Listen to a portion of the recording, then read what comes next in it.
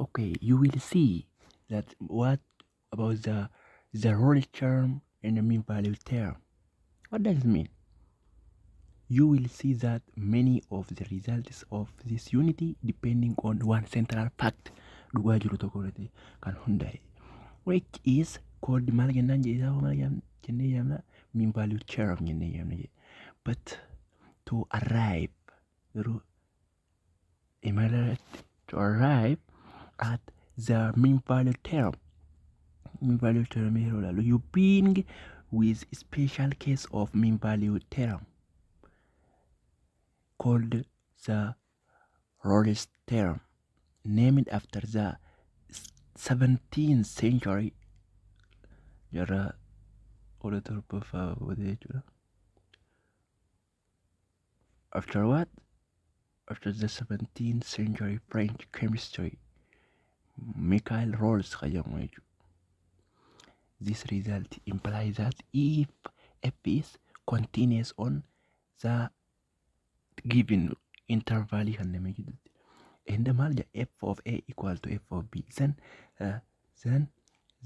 maal jedha then there always exists at least one critical number of functioning in the open interval we given on here.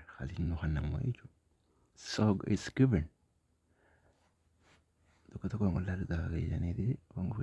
depending on the central factor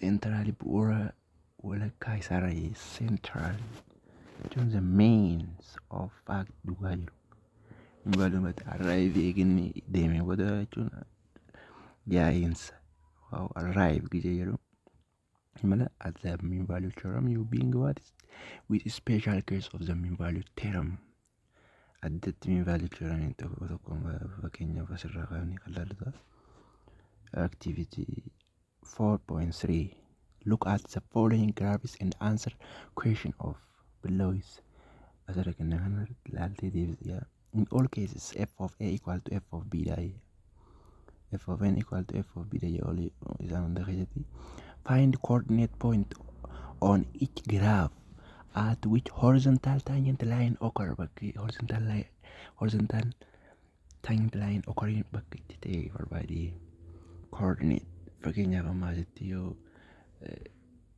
jalqabaa ayitanarra roman number 1 irratti yoo dhufnu horizontal tangent line eessarra asirrumarra jira jechuudha horizontal tangent line or here because kanatti gateemanirra jira jechuudha horizontal tangent line kennu kun gaafa roman number 2 irra gaafa dhufnu immoo horizontal tangent line immoo kana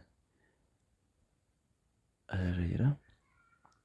Okay, Roman number 3 is horizontal tangent line horizontal tangent asis jira because the derivative of this function like this graph kana fakkaatu derivative first derivative is bakka itti 0 ta'u jechuudha for tangent line yeroo jennu tangent line yeroo jennu kana akkasuma kunis akkasumas asis jira asirratti 0 eenyu first derivative asitto first derivative 0 asirra jira jechuudha horizontal line tangent line kennu. What is the slope of horizontal line? Slope isaanii maali? Horizontal line slope isaanii 0. You got me? Slope asii maali? F of x first derivative of f of x maal jechaa turre 0 jechaa turre asirra jira 0 dha jechuudha because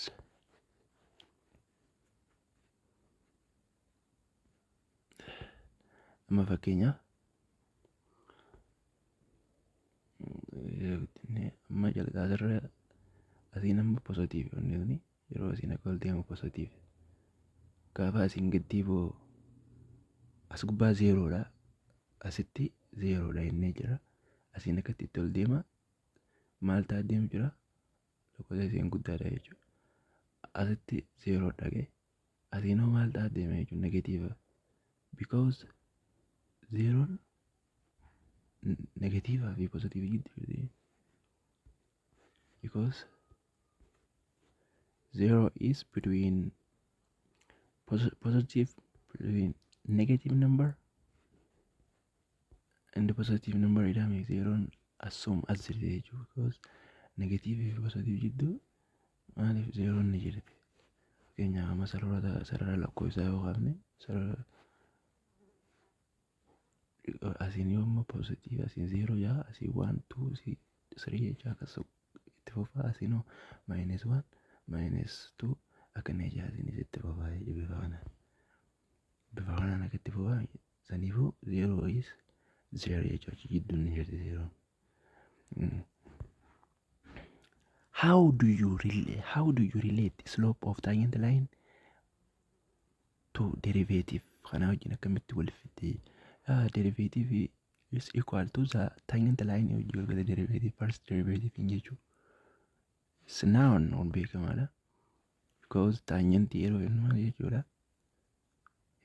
First derivative jechuudha. First derivative is tangent slope of tangent and the first derivative value is what? Equal to the tangent line wajjin wal gala waan achi gaditti dhufne. Okay, let's jump on Rolle's theorem Maya. Let f be a function that satisfies the following three conditions. Zero the setting gonna go to function is continuous on closed interval continuous function. Function is differentiable on open interval differentiable, closed interval continuous. And f of a equal to f of b. Then there is a number c in a kana jiddu akkam godhu such that f first derivative is 0 godhu jira. Akkam godhu jira first derivative is 0 godhu jira. Yoo kamde yoo function san continuous on closed interval akkasumallee differentiable on open interval and f of a fi f of b wal qixa gaafate lakkoofsa tokko jira f of first derivative keessa galchine there is c between what? Between a and b jechuudha. There is c kam ta'u f first derivative keessa yeroo isa buufnu ka 0 fitu. First derivative keenya ka 0 godhuu jira. This is the only term is Rolle's theorem said this thing